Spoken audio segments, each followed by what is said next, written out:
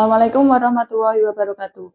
Kepada yang terhormat Bapak Ibu dosen penguji ujian kinerja PPG dalam jabatan tahun 2023 Universitas Negeri Makassar. Perkenalkan, nama saya Yulia Iswandari, NIM 2390054950031. Saya adalah guru di Madrasah Aliyah Negeri 1 Rembang, sekaligus sebagai mahasiswa PPG dalam jabatan tahun 2023 kategori 1 angkatan 2 di LPTK Universitas Negeri Makassar bidang studi pendidikan geografi.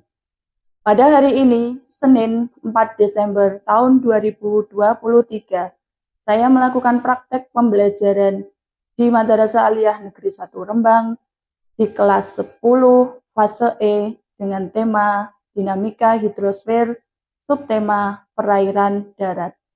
Di sebelah kanan saya adalah surat ujian kinerja PPG dalam jabatan tahun 2023, surat keterangan bebas studi. Di sebelah kiri saya adalah surat formulir pendaftaran sebagai calon peserta ujian kinerja 2023. Berikut adalah video ujian kinerja saya. Semoga bermanfaat. Selamat menyaksikan. Wassalamualaikum warahmatullahi wabarakatuh.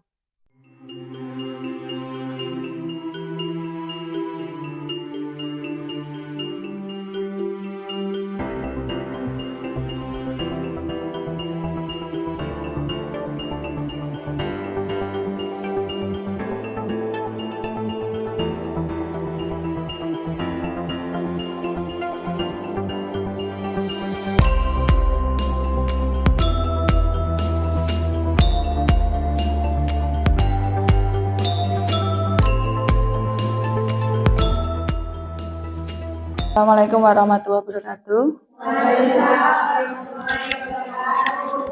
Apa kabar hari ini? Alhamdulillah. Masih semangat di siang hari ya untuk mengikuti pelajaran geografi. Oke, sebelum memulai pembelajaran, mari kita berdoa dulu. Silahkan Mbak Naili dipimpin untuk pembelajaran hari ini. Muhammadur Rasulullah alladzina ma'ahu wasyiddaa'u 'alal kuffari rahimahu bainahum tarahum ruk'an sujada yabtaguna fadlan minallahi wa ridwana simahum fi wujuhihim asaris sujud. Terima kasih Mbak Naili. Hari ini ada yang tidak masuk? Ada? Coba saya absen dulu.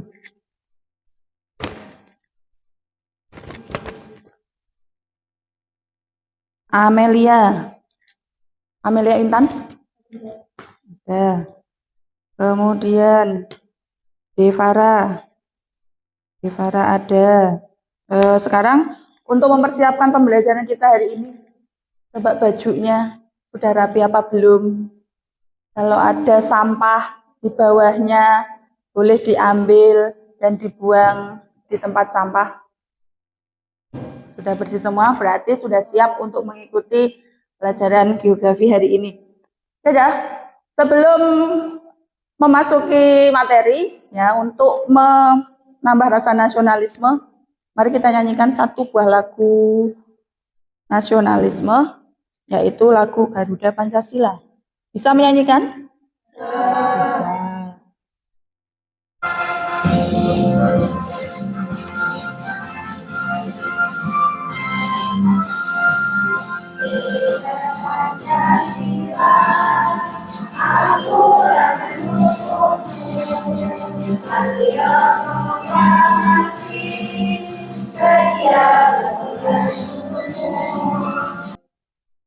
Terima kasih.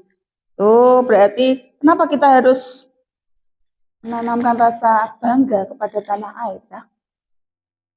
Kenapa kok kita diajarkan untuk pembiasan profil pelajar Pancasila?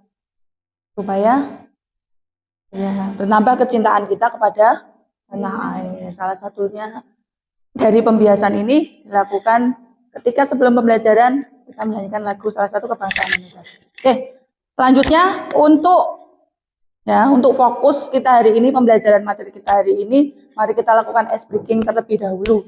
Silahkan Mbak Naili diajak teman-temannya ice breaking supaya lebih fokus untuk pembelajaran berikutnya ya yang akan kita lakukan pembelajaran hari ini. Ya, teman-teman. Ya. 1, 2, 3, 4. Ya. 1, 2, 3, 4. 1, 2, 3, 4. 1, 2, 3, 4. Oke, terima kasih. Kayaknya sudah mulai mencair suasananya. Terima kasih untuk Mbak Elsa. Silakan duduk kembali. Yang lainnya silakan duduk kembali.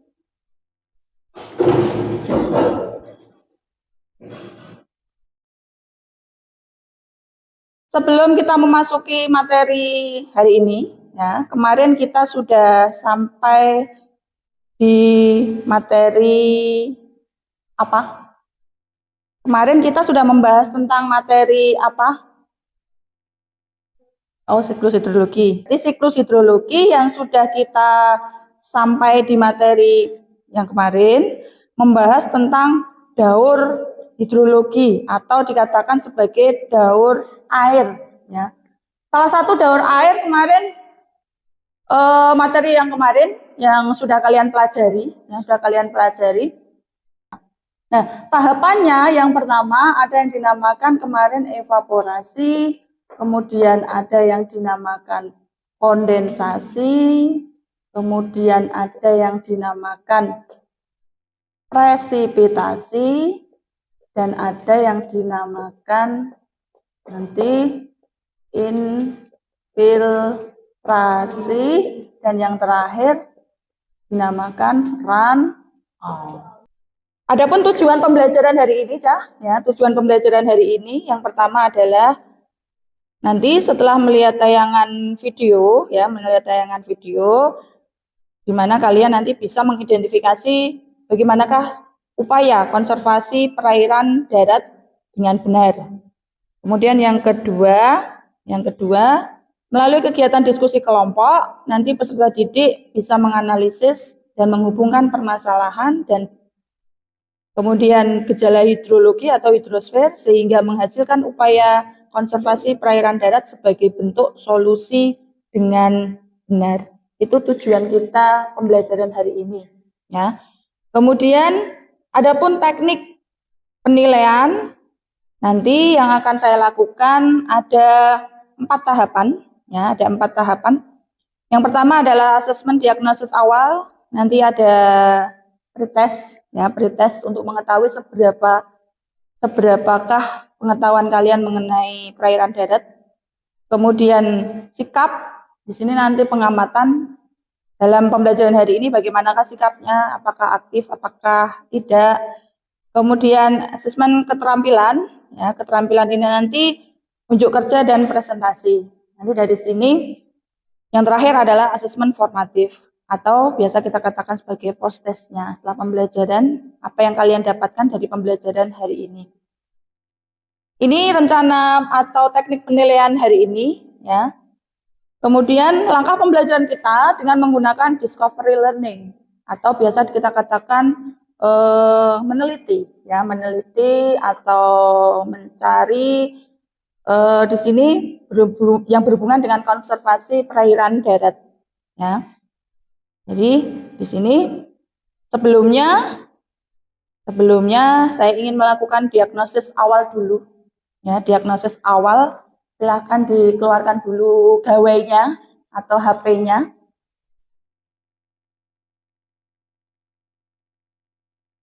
Silakan dibuka yang ada di grup WA-nya.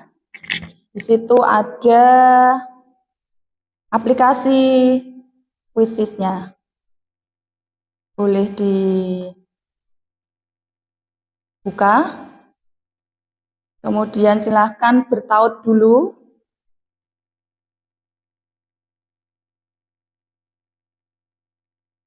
Bisa dibuka. Ya, kita tunggu yang lainnya bergabung dulu.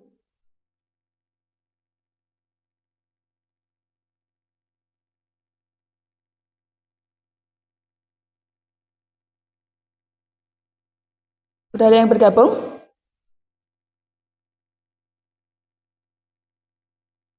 Silahkan dilihat HP-nya masing-masing.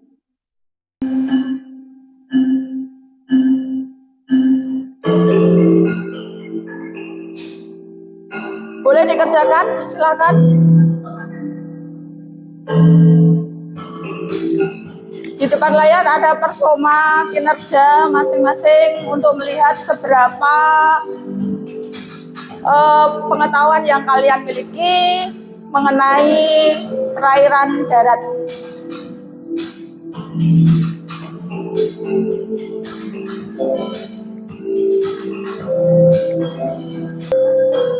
Ya, nomor 1.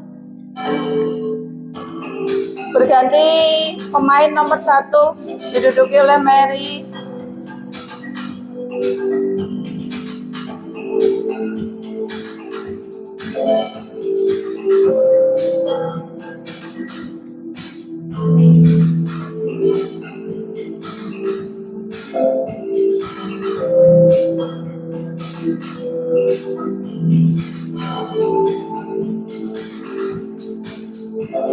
Diselesaikan sampai akhir pertanyaannya.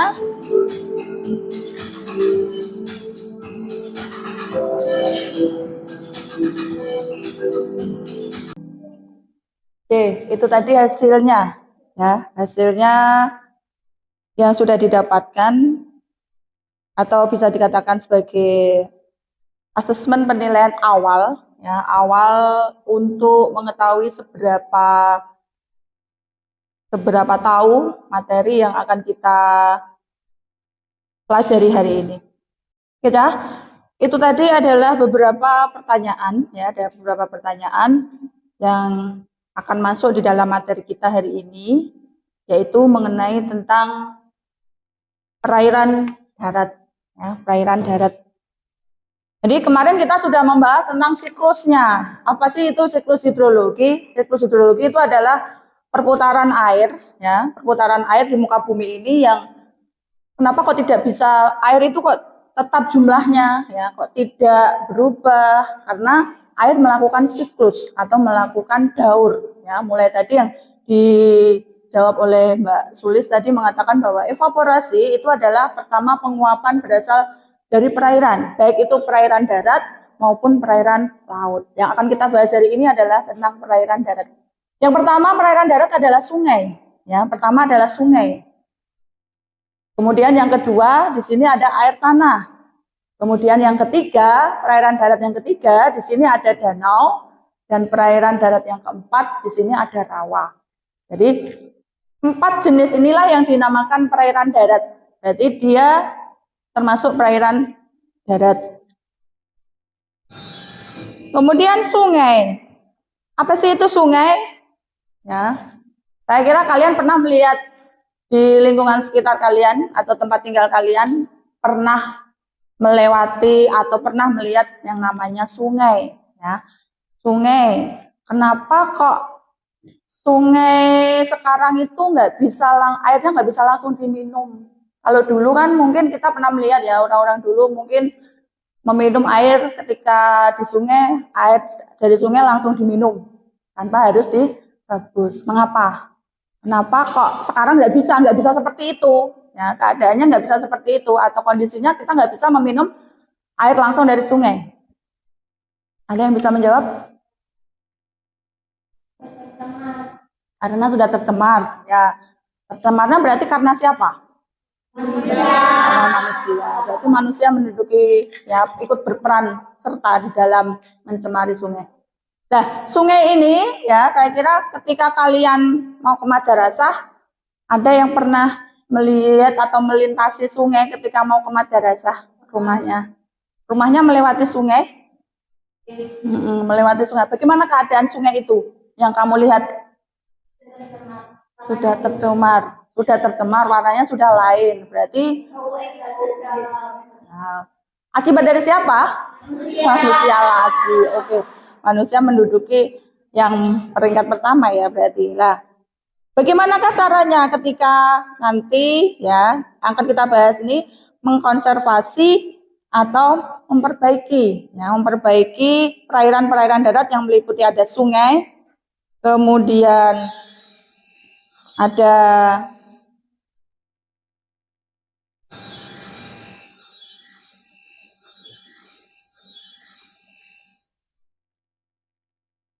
danau,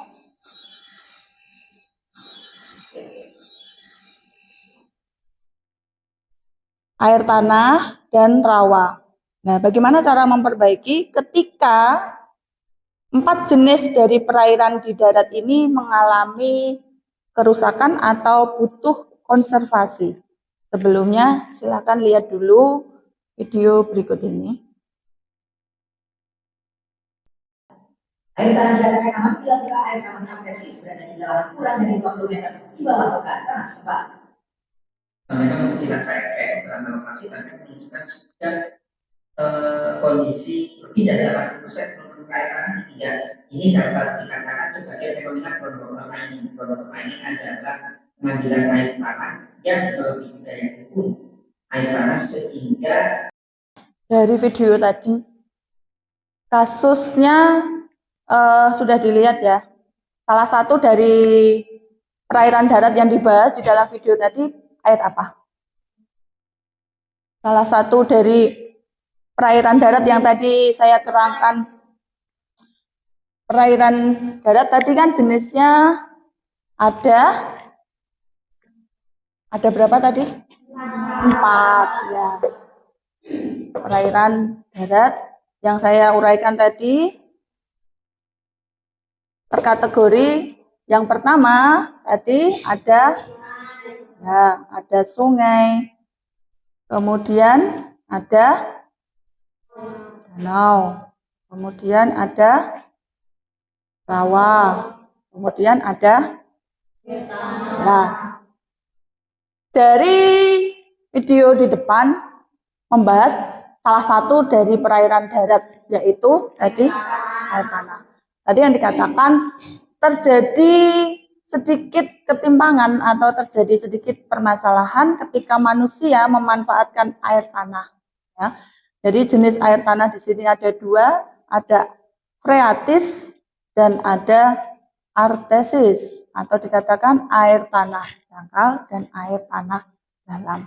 Nah, apa yang bisa dilihat dari video di depan? Atau ada yang ditanyakan? Ada yang ditanyakan dari video yang sudah kalian amati, yang telah diamati? Ada yang ditanyakan?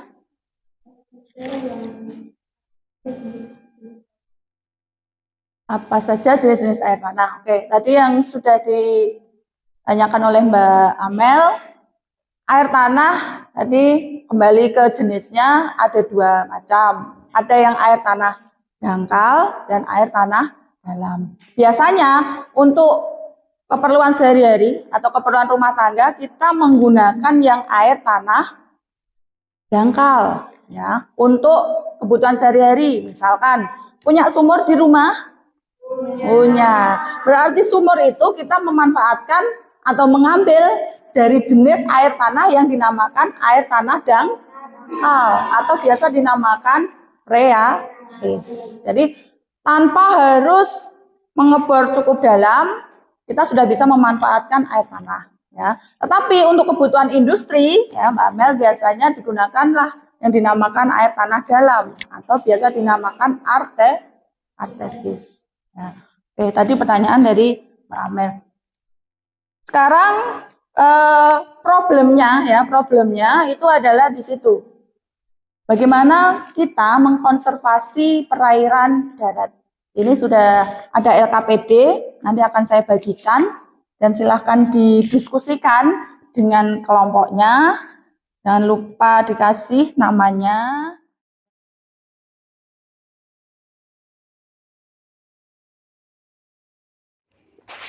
Ya, itu ada di buku, coba dibuka, kemudian dipelajari, kemudian diteliti, didiskusikan bersama apa yang menjadi penyebab dari LKPD yang sudah dihadapi kelompoknya.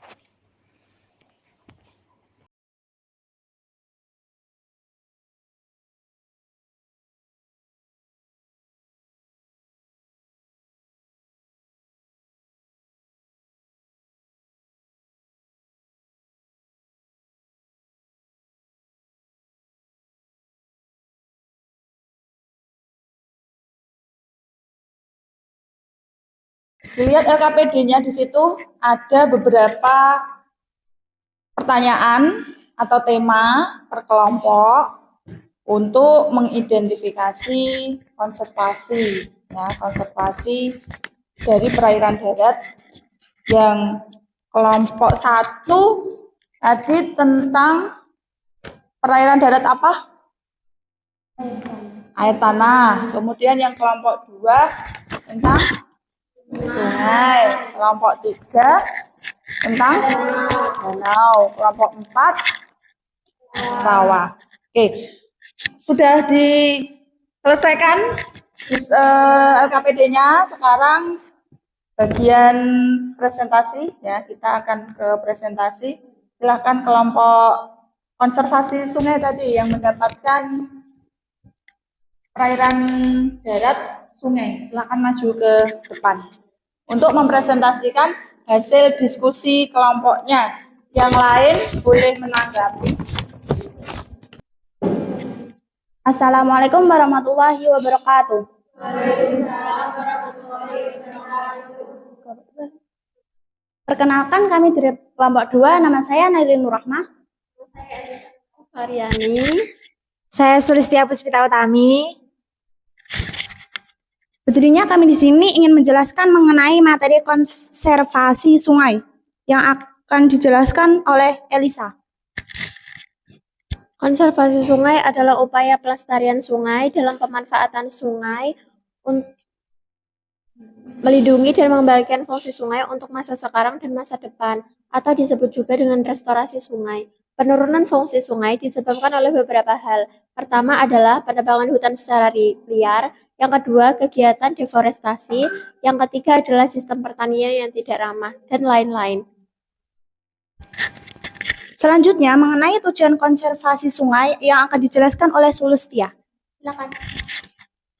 Tujuan konservasi sungai yaitu pemeliharaan, memelihara dan melindungi agar sungai tidak hancur maupun berubah, menghidupkan kembali penggunaan fungsi lama menjadi fungsi baru agar tidak terlantar, melindungi cagar alam, memperbaiki dan melindunginya secara fisik maupun secara lingkungan. Teman-teman, apakah kalian tahu bagaimana cara memelihara sungai? Pemeliharaan sungai bisa diambil dari cara pemeliharaan konservasi in situ dan pemeliharaan konservasi ex situ.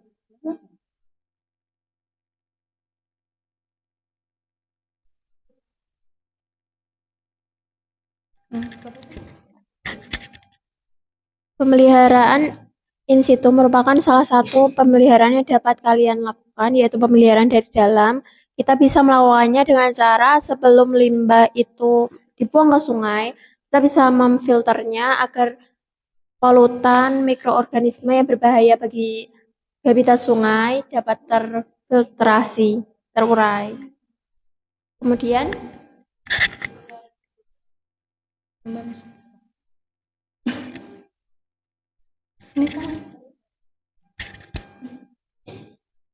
sedangkan pemeliharaan ex situ sendiri adalah upaya konservasi yang dilakukan dengan menjaga dan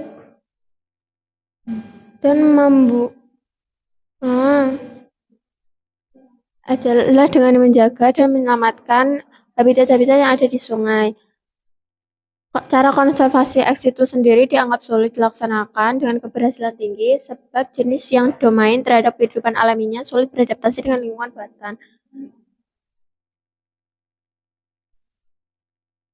Contoh daripada pemeliharaan ex situ adalah saat kita ke sungai, beberapa orang terkadang membawa sampah atau barang-barang yang susah terurai ke dalam sungai.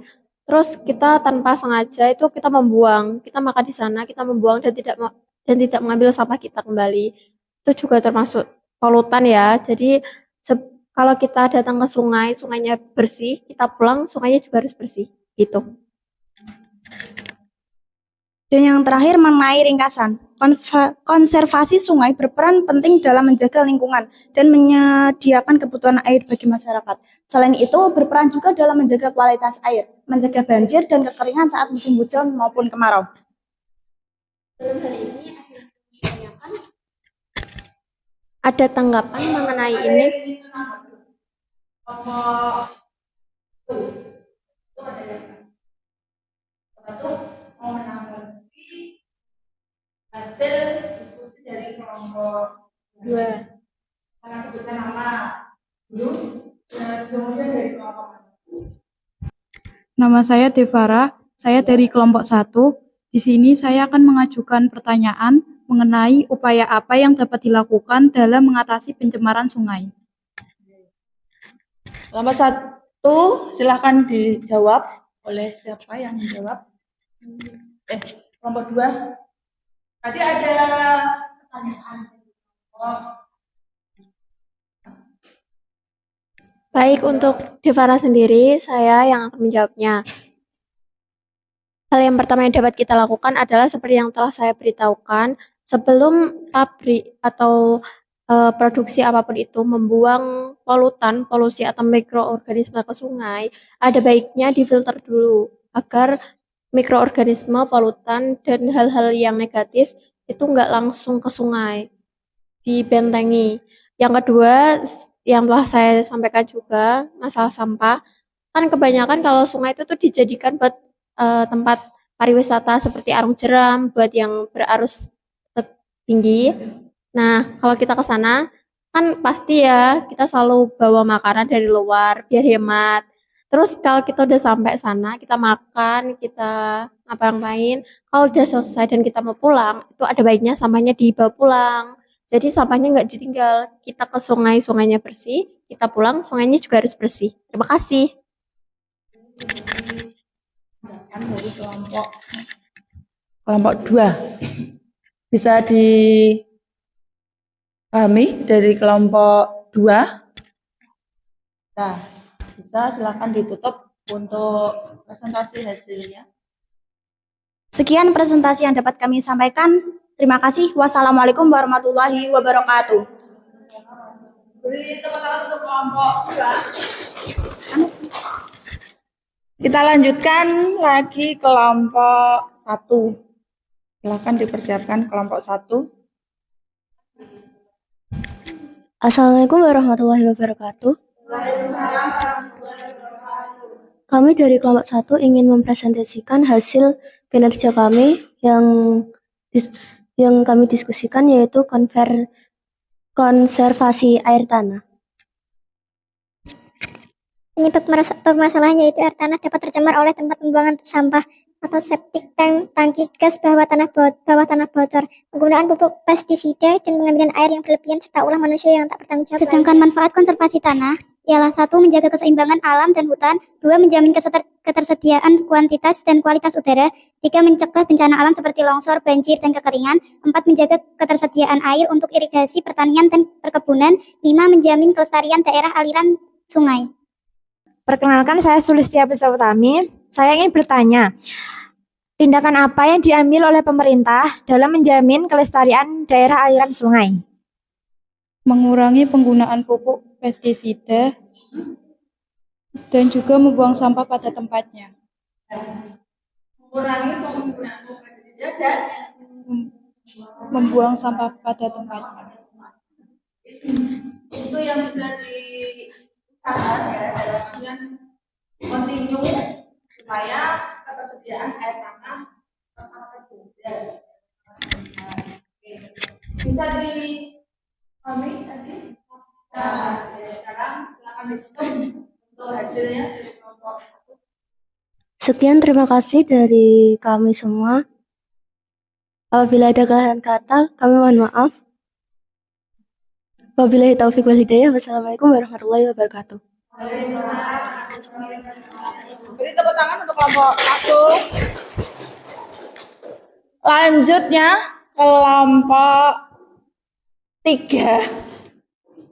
Assalamualaikum warahmatullahi wabarakatuh.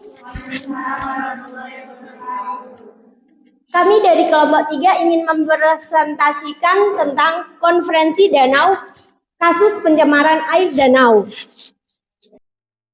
Pertama-tama kita akan membahas tentang penyebab pencemaran danau yang akan dibacakan oleh Lina. Penyebab Pencemaran danau. 1.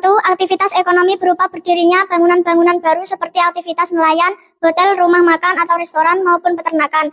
2. Posisi bangunan yang berdiri di sekitar danau menjadi salah satu aspek yang berkontribusi dalam pencemaran danau. 3. Gaya hidup masyarakat setempat yang belakangan ini cenderung mencemari danau seperti membuang sampah sembarangan dan mencuci di pinggiran danau.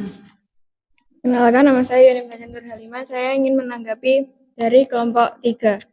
Mengapa ekonomi berupa berdirinya bangunan-bangunan baru seperti aktivitas nelayan, hotel, rumah makan, restoran, maupun peternakan menjadi faktor penyebab terjadinya pencemaran danau di Indonesia?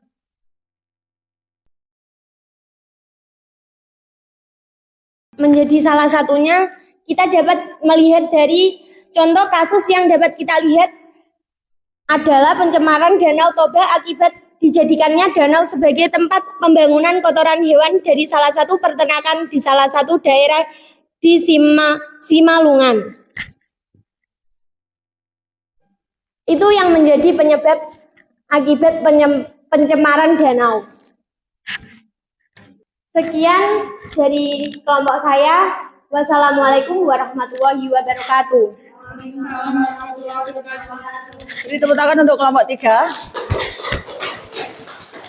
Lanjut kelompok 4. Silakan. Pengertian rawa sendiri. Rawa adalah dataran bertanah basah yang selalu digenangi air secara alami. Genangan itu disebabkan oleh sistem drainase pelepasan air yang sangat buruk dan letaknya lebih rendah dari daerah di sekelilingnya. Rawa biasanya berada di sekitar sungai atau muara, sungai yang cukup besar. Dan di sini terdapat tujuan mengenai rawa. Tujuan dari itu untuk mencegah banjir dan menjaga aliran air. Manfaat rawa antara lain: 1. Sebagai sumber air. 2. Melindungi ekosistem daerah. Mengapa limbah industri menjadi penyebab utama dari pencemaran air di rawa? Karena limbah pabrik yang dibuang ke sungai atau rawa tersebut belum diolah terlebih dahulu, sehingga air rawa menjadi tercemar dan akan merusak ekosistem yang ada. Sekian dari kelompok kami. Wassalamualaikum warahmatullahi wabarakatuh. Untuk tadi ya, saya berikan aplaus kelompok 1 ya, sudah baik di dalam memaparkan. Kemudian kelompok 2 ya, kemudian kelompok 3 dan kelompok 4 sudah baik dalam pemaparan presentasinya. Tadi sudah memaparkan ya beberapa manfaat kemudian dari perairan darat yang sudah kita paparkan per kelompok ya, kita paparkan per kelompok. Di sini bagaimana analisa kalian mengenai perairan darat? Mulai dari tadi air tanah kelompok 1, kemudian sungai kelompok 2, kemudian kelompok 3 ada rawa, danau, dan kelompok 4 ada rawa.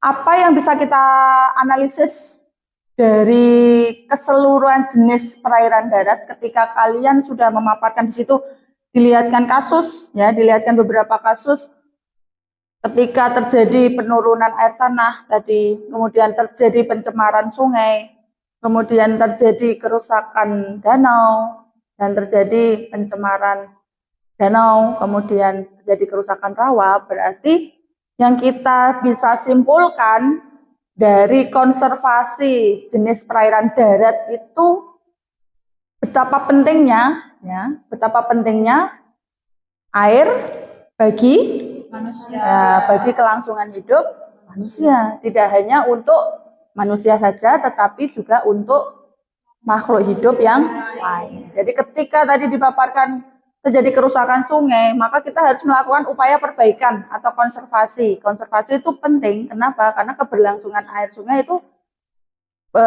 kepada manusia itu efeknya atau dampaknya sangat banyak sekali. Ketika air sungai itu nanti terjadi pencemaran, maka manusia di sini yang notabene menduduki posisi tertinggi di dalam makhluk hidup, ya berarti akan terjadi krisis air bersih, ya krisis air bersih. Nah, sekarang saya tanya, ketika kamu disodorkan air dengan makan, mana yang dipilih? Air. Berarti logikanya air itu sangat bermanfaat, berperan penting ya, berperan penting di dalam kehidupan kita sehari-hari. Oke, jadi intinya ketika kita memanfaatkan perairan darat, ya semuanya baik itu sungai, air tanah, kita manfaatkan danau dan rawa, kita manfaatkan sebaik mungkin atau seefisien mungkin. Jadi intinya tidak boros, ya tidak boros. Oke, sekarang tadi kesimpulannya sudah. Sekarang saya mau melakukan seperti yang saya katakan tadi, penilaian, ya penilaian terakhir, penilaian post test. Silakan dipersiapkan HP-nya. Post testnya kita pakai Google Form, ya Google Form. Silakan dibuka grupnya WA. Kemudian jawab pertanyaan yang ada di situ.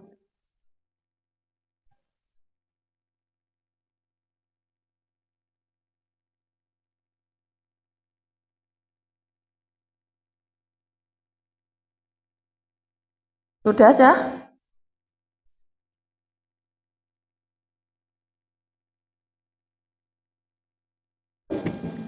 Sudah dikerjakan?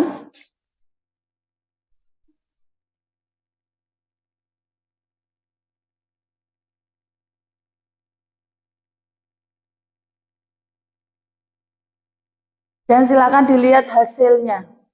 Ya, dilihat hasilnya dari yang tadi kita melakukan pretest dengan menggunakan quizzes dan yang sekarang post testnya menggunakan Google Form. Di situ tampak hasil dari kegiatan materi kita hari ini, yaitu perairan darat, konservasi perairan darat. Oke, sudah cukup ya, Cah? Sudah semuanya dikerjakan. Nah, berarti pembelajaran mengenai konservasi perairan darat hari ini selesai, ya. Kemudian tadi makna yang kalian dapatkan betapa pentingnya, ya, betapa pentingnya yang dinamakan air bagi kehidupan di bumi ini. Jadi seperti yang saya katakan tadi, manfaat air sangat banyak dan jenis-jenis air yang kalian pelajari hari ini tidak hanya air tanah saja, tetapi ada beberapa jenis macam perairan yang berada di atas, ya, di atas tubuh bumi atau air permukaan yang sudah kita pelajari hari ini. Sekarang silakan dikemas, ya, barangnya. Kemudian mengingatkan kembali besok materi geografi kita masuk pada materi perairan laut. Jadi setelah perairan darat kita masuk ke perairan laut. Besok minggu depan kita akan bertemu lagi dengan materi yang baru. Sekarang silakan dimasukkan dulu bukunya dan perlengkapannya. Ya, sekarang silakan dipimpin salah satu doa sesudah selesai belajar. Yuk, ketua kelas Naili, silakan. Bismillahirrahmanirrahim.